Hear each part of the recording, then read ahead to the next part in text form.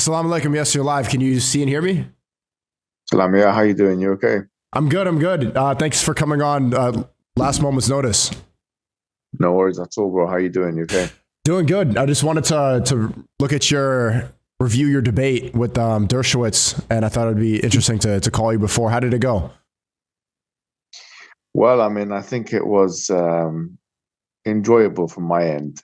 It was interesting.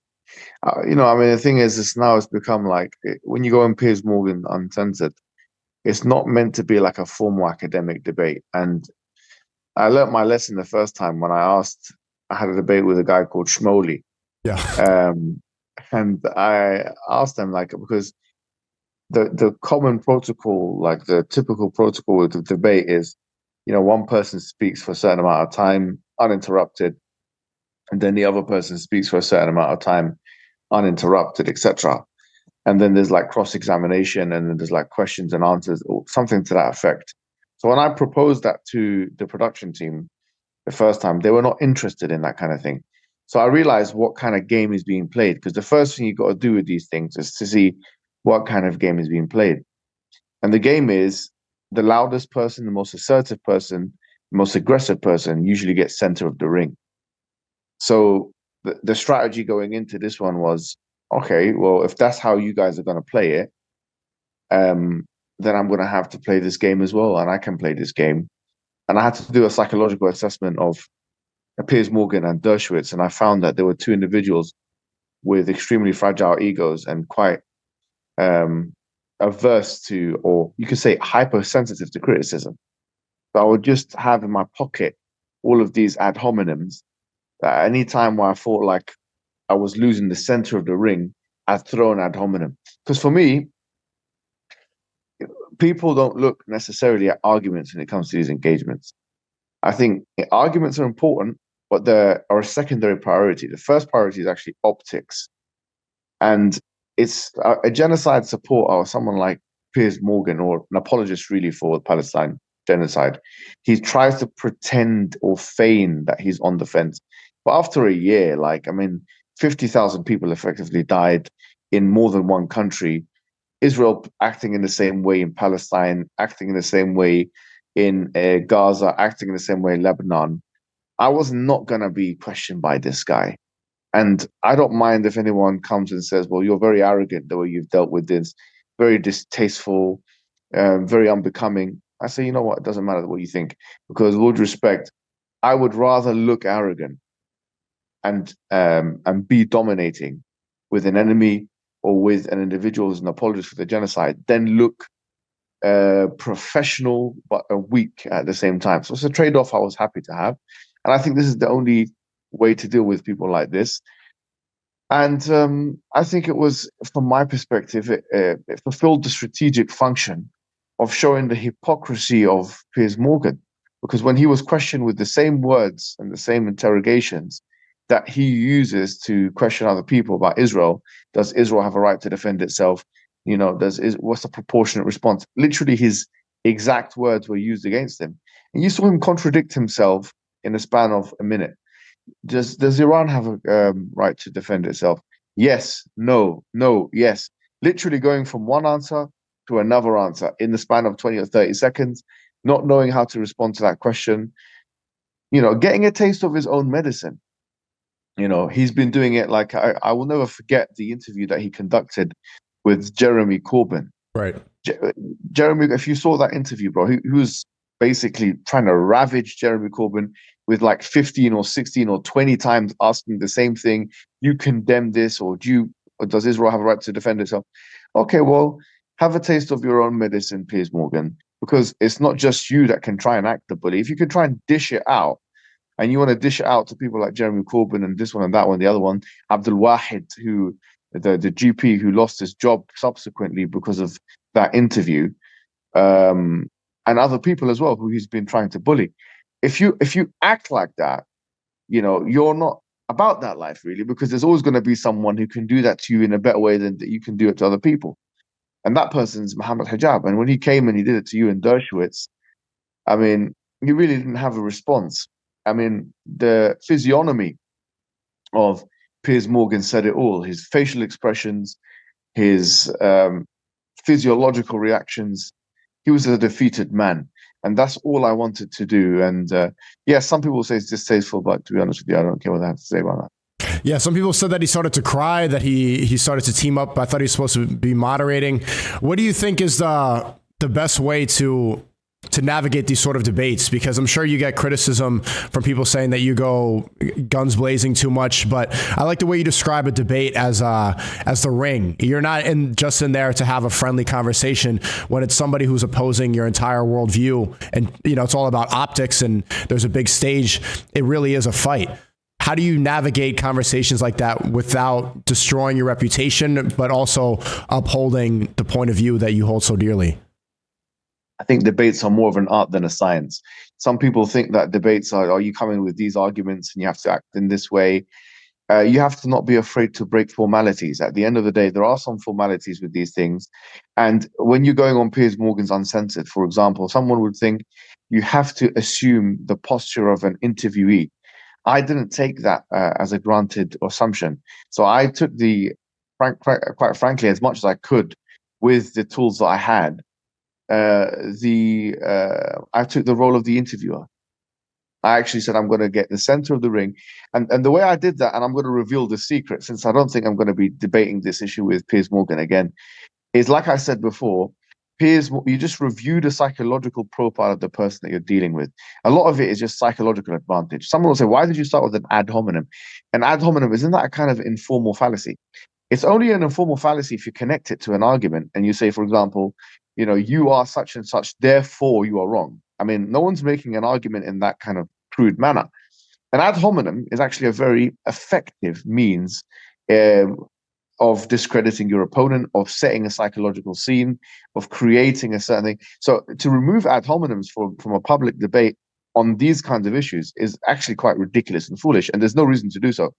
The only reason why the term ad hominem has a bad reputation is because people think it's a fallacy, but it's only a fallacy if you connect it explicitly to a kind of logical proposition. We're not doing that. So you can throw as many ad hominems as you want. I mean, sometimes ad hominems are like the spice, like salt in on the food. You put ad hominems there, and you entertain the public with some ad hominems. And if you say, well, that's a bad argument, so, like he did, I say, I'm not making an argument. I'm just making a point. I'm making a point about your character, about his character, about someone else's character, and that's just for the public to see. Because look, the debate is a bit like a performance. It is a performance. You're coming out there. You're trying to convince the public, and so as I say, it's an art because you first have to look at the psychological profile of the person that you're dealing with. So knowing Piers Morgan, the thing about him is, as I mentioned, he's hypersensitive to criticism, and he always feels the need to justify his actions to the public. Right. I mean, everyone can do that to some extent. I mean, there's a healthy amount of doing that to just explain to the public or whatever if people are really curious. But he does it because and it came out in his interview, if you really paid attention, he cares too much what even his adversaries think about him. So he said, what do you think of me, Mohammed? What do you think of me? Who cares what I think of him? I mean, I don't care what he thinks of me. Why does he care so much if I like him or don't like him or these kind of things? So it's a psychological weakness, okay? And because for him, he's not basing his stances on principles, or he's basing it on money, okay? He's basing it on these kind of things. He's money over morals Piers. So someone with that kind of psychological profile, it's easy to break him, okay? It's actually quite easy to break him. It's a mind game that must be played with him, because the first thing is, Dershowitz is the same, by the way. You'd have noticed when I was speaking to him about Epstein's Island, he kind of crossed his arm, he became like a little girl. Oh, I'm telling you, I didn't go to the island.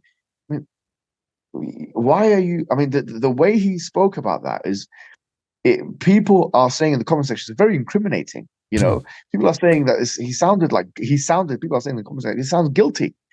I mean, it's unbelievable. Like, he went down with a jab, really, because both of them are, like I say, fragile psychologically. So if you know that the person's a disturber and is a liar and is playing a game with you, he doesn't really know the facts. And every single thing that I said about international relations has been fact-checked and turned out to be correct. Every single thing about international law has been fact-checked, that he said it was wrong, and it turned out to be correct. So if these people are going to poison the well and lie about the facts, okay, well, let's play a game.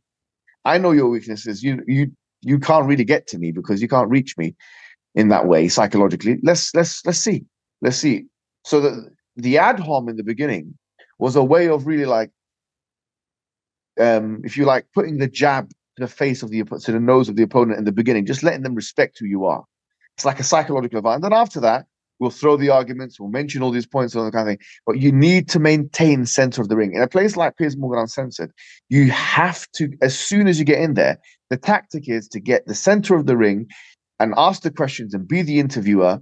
And yes, be ready for anything else. But that's what I've done with him. And people will not like it. But I'll be honest, I cannot care what their opinion is, because I'm pretty sure that for the minority of people that don't like it, like 2%, 3%, who said you went a bit overboard or whatever, if they went on Piers Morgan, they'd probably get ravaged by him. And Right. if it was a 2-on-1 situation, they'd get even more ravaged, and they would be spoken over, and they would be interrupted, and I would rather be, like I said before, I would rather look arrogant, I'd rather look whatever than look weak on that show with that man defending that position. For me, that was not an option. That's a good strategy, and I think it's worked time and time again against Shmuley and against that major debate you had just on Palestine, Israel against Piers Morgan last year. You got to get dirty. You know, the formal debate strategy does not work on a live show like that. It's a different type of ball game. So it was good to see that. I'm looking for. Do you recommend that I watch the full interview, or should I watch the highlights that you put up on your channel?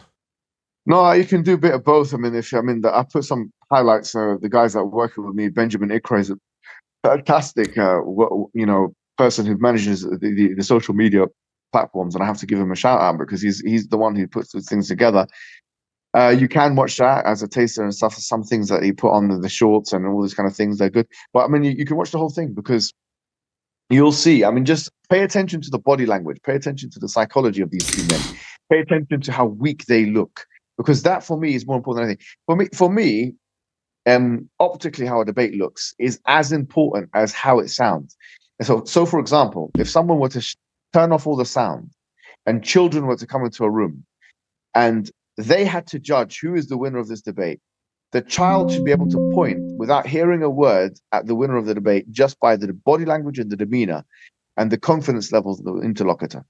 And that's for me a very, very integral part of debates. What about you had another debate recently with that you were preparing for a long time. What is his name again? It's William Lane Craig. Yeah, William Lane Craig. I didn't get to see that yet. How did that one? It seemed like that was. I saw some highlights, but it seemed like that was unanimously in your favor. It was. I mean, but the thing is that William Lane Craig is no, Dershowitz. He's a person who's, quite frankly, I have to say, he is academically honest, and he is a heavyweight in the world of academia. In the field that I've, completing my PhD is philosophy of religion. He's really one of the biggest names in the last 100 years. And in Christian debates, he could be said to be the biggest name in the last 100 years. So William Lane Craig is, if you've watched any of these Christian apologists, usually in some way, shape or form, the teacher of your favorite Christian apologist debater. Like, for example, David Wood. I had a big debate with David Wood in 2018. Right. And William Lane Craig would be considered to be, in a way, his teacher. So he's a big, big fish, and you can't really get away with things with him. He's written a book on logic. He's written so many peer-reviewed papers. So I actually prepared for that debate very rigorously and very, strenuously. Like every day I would be reading his books. I've read most of, if not all his books. I've read most of, if not all his, seen most of, if not all his debates and all of his public lectures and everything that there is to do with this guy. Because for me, this was more of an academic debate. Yeah, I was assertive, but it's not like that debate is not going to get as much traction as this one, because the performative aspect or the entertainment aspect was much less, because it was about the facts. And I think it was good. I think we went back and forth. There was nothing that he said that really threw me off, or that something I didn't hear before, except for one example that he gave about some candles, which I misheard, because he said that, if you put two matchsticks together and, both of them will light a candle, light a candle. And I heard him differently in my head, saying that if you put two candles together, it will become a bigger flame. So in my mind, that was a mistake that I made in hearing what he had to say. And that was the only thing that he brought that I didn't expect him to bring, because I didn't really read it in any of his works. This thing about overdetermination, I think he thought about it on the spot. However, obviously, now having heard what he said, I think it's even a weaker argument than I thought it was in the beginning, because what he was trying to say was that, if God, I'm saying that if the Father, the Son, the Holy Spirit, how can all three of them create the universe fully and totally and at the same time together? How is that possible? So he said that, well, if you get two matches, okay, and you bring it to the wick of a candle, okay, then those two matches, both of them are fully necessary for the lighting of the wick of that particular candle. And that's a very, very, very, very weak argument, because the truth is, if you've got two matches and you, from a physics perspective, if one of them produces enough energy to light the candle, you don't need the other match, becomes superfluous, it's unnecessary completely. So you can't say that actually two matches are the ones which lit the candle, because actually only one match was required to light the candle, and the other one was there as a redundant feature from a physical perspective. Like the heat of the second one is not required, because there's a threshold that was used for the first match. But that's the only thing I think that some Christians came out and said, well, you said this and this and whatever. But nevertheless, even what I did say, which I misheard what he said, was correct. If you do bring two flames together, the flame will become bigger. There's no controversy in that. So the point is that you cannot have two entities, okay, which create the universe to a degree of 100% each. And the similitude of saying that you can is the same similitude of saying that you can have two mothers that are 100% responsible for the production or the creation or the giving birth to one child. So having two mothers that are 100% capable of producing one child. And I've given this example before, and it's something that William Lane Craig did not respond to and cannot respond to and will not respond to, because it's something which is too clear for anyone to dispute. And to be honest, if he can't do it with two PhDs, a master's degree and a BA and all these books and 30 books, I mean, in this library behind me, I've got some of little library. I've got some of his books, as you can see here. This is a book, you can see. He's written on time and eternity. You can see with copious notes attached to it. He's William Lane Craig. Lots of books of his that I've got here that it's not even related to the topic.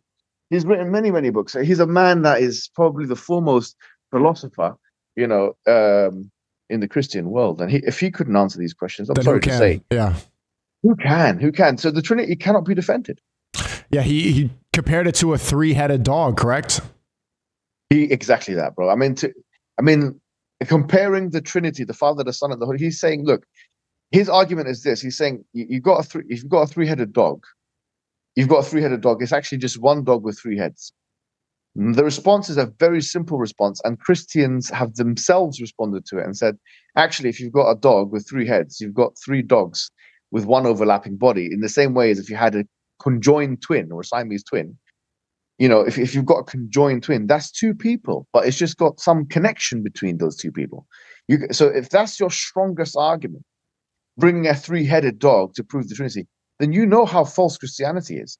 That itself, you have the top dog, no pun intended. You got the top dog of the Christian world, okay? Yeah. In the last 100 years,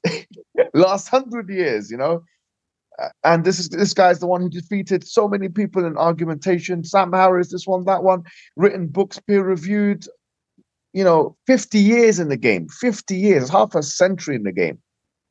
And this is his best attempt. There's no way, I'm sorry to say, there's no way this can be made sense of. You cannot make sense of the Trinity. And if you can't make sense of the Trinity, you still believe in Jesus. Islam is the only religion, really. Only major world religion. If you still believe in Jesus, you want to believe in the Messiah, and you can't make sense of the Trinity, then you have to believe he's the prophet and the messenger, and that he's not God or the Son of God, because it doesn't make sense for him to be part of the Trinity. And if that's it, if you've understood that, then Islam is really the only option for you. What do you have coming up for? Because you're coming off of two big wins. I see on Twitter that you're very selective with your debates, and I think that's the right strategy, right? When you get to a certain point, and when you have like major victories under your belt, a lot of other debaters will want to come in there and try to do a quick one, because they get to steal some of that aura. They get to steal that win. It is a lot like fighting. You need to be selective with it. What do you have coming up forward? Anything major, or do you think that you should relax for a bit? By the end of the month, I've got something to announce, which will be, in my understanding, quite major. But the announcement will come at the end of the month. In terms of debating, though, I'm going to give it a rest until something comes to my attention, which is interesting. I mean, to be honest, there's like 7 or 8 people now that are lining up on a waiting list to debate me, and I have no problem. Maybe one day they'll get their chance. But they also need to understand that I've been debating for a very long time, and that now my debates have garnered some of the most views and interactions and engagements in the world. Okay, that's a fact. I mean, in multiple languages. So just being fair, if they were in my position and then they had the same kind of resume, I'm putting aside whether you think I won or lost any of those debates. That's a subjective value judgment. And of course, if you don't agree with me ideologically, you're going to think I lost every single debate I've ever been in. It's not a problem. But the fact remains that from an influential perspective or from a prominence perspective, that my debates for the last, especially since 2018, but well beyond that, have garnered the kind of traction that they've garnered. So if somebody with a tenth of the, if someone with a tenth of the with the numbers that I've got has the audacity to come and speak to me as if, oh, you're a coward if you don't do such and such, and you're such and such if you don't do such and such. I mean, why do you think I owe you a debate? I don't owe anybody a debate. You know what I mean? So, I mean, until you come and done even a fraction, I'm not even telling you to do what Mohammed Hijab done. That might be an impossible thing for you to do. But go ahead and do some of that. Go and do 20% in your community. Get that level of 20% on track, 30%, maybe. I like debating. I enjoy it. You can come to me and you can fulfill like somebody called Jay Dyer or Sam, wife beater, or anybody else who wants to, engage. Shmoli came the other day. This guy, Mus'ab Ibn Yusuf, or I don't know his full name, or this one or that. There's so many of them that have come and presented themselves. This other guy called, I don't know, Andrew Wilson, or is that his name? Yeah. Yeah, that's his name. And he's like, yeah, come and speak to me. I mean, there's so many of them. I mean, so go and then I click on all I have to do is click on their thing and see their engagements, and they're not really big figures. So, okay, I'm a coward, or I'm a bad man, or I'm a scared man because I don't want to accept a debate with an individual or individuals that have a tenth of my following or a tenth of or have not really achieved much in their communities. If that's what you want to say to yourself to make yourself feel good, then by all means, you can call me that. I think the William Lane Craig debate, that does kind of encompass a lot of the other Christian apologists. So there's no need to, as a viewer's perspective, there's no need. I have to be excited for it, because at the end of the day, I'm not excited by these names. I mean, these names are not exciting. They're not exciting me. And I'm sorry to say, I have to be motivated. So when Piers Morgan gave me Andrew Dershowitz, and I thought 2-1, I'm going to make this into it's going to be a 2-1 engagement. Piers Morgan, he gets the numbers. Okay, humiliating him in front of the public and stuff like that. Is there a need for that? Is there a utility in that? I said, okay, no problem. And I did it in 1 day's notice. I checked out, because I've read some of that Dershowitz stuff before. So I just looked at my notes from the library and stuff like that, and saw and spoke to a few people, international relations experts and stuff, and we went for it. But if you're not going to be, what you bringing to the table at the end of the day, for all those people who want to debate Mohammed Hijab, the question really remains, what are you bringing to the table? It's not like you're bringing, most of these people are unqualified. A lot of these people don't even have a single qualification. So you're not an academic. You don't even have social media reach. You're not even loved in your own communities. So what is it about Yani? So the point is, you can go and prove yourselves, go and get a few wins under your belt, go and let the community back you. And then if I see, and if my team finds that, that you're at a certain level, maybe one day, no problem, I'll be around. I'm just turned 33 years old. I mean, I'm still quite young. There's, years and years of my life. Maybe we'll meet one day. But the point is, I mean, it's for them to think that they're what kind of entitlement must they have? I mean, for me, when I approached William Lane Craig, I approached him with a certain level of respect. I mean, this guy's way my senior. He's much more. If he said no because you're not on my level, honestly, if he said that to me, I'd be okay, fine. He's right. I'm not on his level. He's done much more than I have, and he's been in the game for more than I have. That's simple as that. If someone like, even to be fair, even like Richard Dawkins, who I would love to debate one day, But if he says, look, I'm sorry, but, go and build yourself up a little bit more and then come back to me, I'll say to him, yeah, fair enough. You can say things like that, but you might not be alive. I might not be alive. You might not be alive. Nobody might be alive, but he's 80 something years old. Fine. If you're the A side, you can speak like that. But if you're not the A side, you can't speak like that. So by the end of the month, there's going to be some announcements that we're going to make about some things that's going to happen. But I'm definitely going to give debating a bit of a rest for now until something comes up. I figured you were going to. That's probably the smart decision. Are you good friends with Firas Zahabi? Because I'm planning a stream with him to go out to Montreal. I'm headed to Canada tomorrow. Are you good friends with him? Very good friends with him. I think I've actually watched most of his videos as well. People don't know that he's got a website called jujuclub.com. And that website, he puts tutorials about Brazilian Jiu-Jitsu, striking tutorials, a lot of like mixed martial arts stuff. And they're really good. He's a good teacher. Like he shows he breaks things down analytically. He's a grappling expert under John Danaher, who's like, really and truly one of the greatest grapplers alive today. And he's obviously an MMA expert. Joe Rogan described him as the best MMA coach in the world today, actually. And GSP was a student of his. So you can imagine GSP is considered really the best MMA fighter in the world today. Of all time, actually, considered of all time. So this is the level that Firas Zahabi is a treasure in the community, because he combines between like the philosophical understanding, the intelligence, but also the warrior spirit, and also the love for martial arts. So I think he's a great friend of mine, and someone I've learned a lot from and taken a lot from personally. Okay, that's a good recommendation. There's a lot. Anything that I should ask him? Just in general, I'd probably just pick his brain. I think so. I mean, look, it depends on what you want to, what your objectives are. If your objectives are to get good at mixed martial arts, then clearly you can ask him a good template. Speak to him in a macro sense. Because if you go to Montreal for a couple of weeks, you're not going to go and come back as GSP. But what you might go and come back with is the way to become like the new GSP, in a sense that he'll give you the tools, he'll give you the routines, he'll give you anything to do with routines. I think is always good. When you ask a person of that caliber, what are the routines that I must employ? I think these are the kinds of things you got to ask yourself what your objectives are, and then ask him how do you meet those objectives, so that when you come back to Florida, that you're able to. Are you in Florida now? Yeah, I'm back in Miami.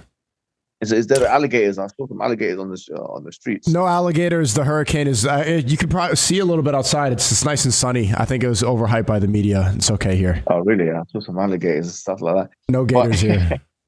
Yeah, but I mean, that's what it is, bro. Like, give a man a fish, feed him for a day, teach him how to fish, feed him for a lifetime. So someone like Firas Zahabi, you don't ask him for a fish, you ask him, to know how to fish, and that's what I would do. That's the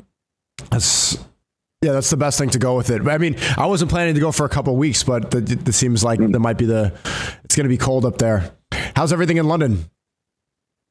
It's good. It's like autumn here. Weather's good. We're all waiting for you, bro. You need to come back. I think really you need to relocate here. I know you don't like the weather. We don't have the Florida weather, but actually, to be honest, I think our weather is probably better than your guys', at least this week. With alligators. But that's the first week in a long time. Yeah, I do miss London. I've been spending quite a bit of time there this year, but. Yeah, things have quieted down. And speaking of things in London, we tried to set up a debate. I don't know if you know Aiden Ross. We tried to set up a debate with Dan Bilzerian and Tel Aviv Tommy Robinson. Tommy didn't. He refused. He didn't respond to it. He ran away from the debate. Unfortunately, Tommy Robinson has run away from multiple debates. And Dan, from my understanding, has a greater reach than Tommy Robinson. Yeah, and since. And he's more well known, more respected. He's come out and said some fantastic things about Palestine. He's shown to be open-minded, and we have good opinions about this man, and we hope that he continues with this principled stance. Because to be honest with you, he's shown quite a good level of courage and valor in the face of these ops and enemies that are on social media. Yes, he wouldn't debate someone like Tommy wouldn't debate someone like him because he knows that the crowd will be against him. He knows that um that Dan will put him in his place because he speaks sense and he doesn't want to debate another white man. He wants to go and debate. Tommy wants to debate brown people with low IQ. That's the usual target. He wants to debate somebody who's an unknown quantity with a very low IQ so that he can say that and Tommy's not a debater. Tommy's not an academic. Tommy's not anything. Tommy's a street agitator. That's fine. He can agitate on the street. But in fact, what's worse is that he's a street agitator that's not even an agitator on the streets of the UK because he agitates from Greece when other people and his lackeys and followers and whipping boys here in the UK will do his work for him because they feel disenfranchised and have no one else to go to. I mean, Dan's not a debater either. Dan Bilzerian is a business mogul, is a poker player. He does not have a debate background whatsoever. So I thought it was pretty well matched. And also they had a back and forth on Twitter. There were, what's his name? Tommy Robinson was accusing myself and Dan Bilzerian of being paid by Iran and Saudi.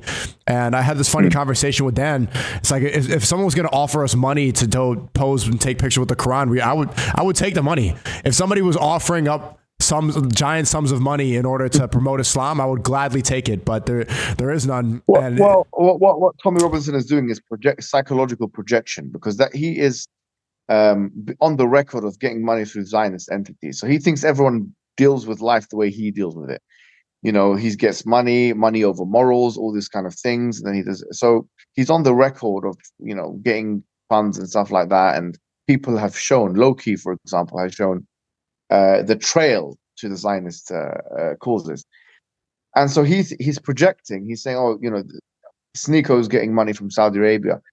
But somehow now I didn't know that Saudi Arabia was offering money for people that are doing da'wah. But that's the first time I've heard of it, because if they were, I mean, I've been in the game for a very long time. I think I'm the first one in the line that should be getting some money from the Saudis, to be honest with you. Yeah. But it's a modest cause. Genuinely, I mean, the thing is, the dawah is a very modest cause, and you'll find that no one probably offered you anything in the time. The only thing we offer in Islam is truth and brotherhood, and that's all the things we need. That's it. Dan Bilzerian, same thing. He's saying that he's only lost money talking about this. He's lost millions of dollars. People have pulled out of his businesses. The shareholders want to get rid of him as the CEO because he's speaking up about Palestine. It's a cause that you lose a lot for, but you gain in nobility and respect from the community. Yeah, because look, the people who have stood up for these causes are going to be etched in history as people who spoke the truth. People like Muhammad Ali, people like Malcolm X. There's no question, even at their time, if you read Malcolm X's autobiography, which I know that you have, you'll find that he found, people in his time really opposing him, for what he was saying. They considered him to be an extremist. They considered him to be out of the ordinary, and he was fighting against the tide. But at the end of the day, this is actually what gives us meaning and power and strength. Because we can either decide to be sheep or shepherd. There's no third option in the age of social media now. You can either decide to bring people to a noble cause and to the truth, or you can decide to follow everyone else in what they're doing and go with the modern ideology of the day, the fad of the day, whether it's LGBTQ ideology, whether it's trans ideology, whatever it is. You can decide to go with that, and you'll be forgotten and rendered irrelevant in the dustbins of history, the trash heap of history. Or you could decide to speak the truth, and then you can have a legacy which is, inshallah, from our perspective as Muslims, sadaqatun jariyah, or this idea of a continual charity. It's a continual, after you die, if you leave something good, then your good deeds continue. We believe if you've left something good, like, for example, if you leave an orphanage, or for example, if you leave a water well, or for example, if you've left good knowledge or good da'wah that brings people to Islam and that removes the doubts away from the people, this kind of thing, we believe, will continue after your death in a spiritual sense and in a material sense. What they have is not going to continue even within their own lives, let alone after their death. I appreciate you for coming on. This was informative, good precursor to watching this debate. So thanks a lot. I know that it's very late over there in London. Mohammed Hijab, thanks so much. No, thank you so much, bro. I'll see you soon, bro. All right, see you soon. Assalamu alaikum. Yeah,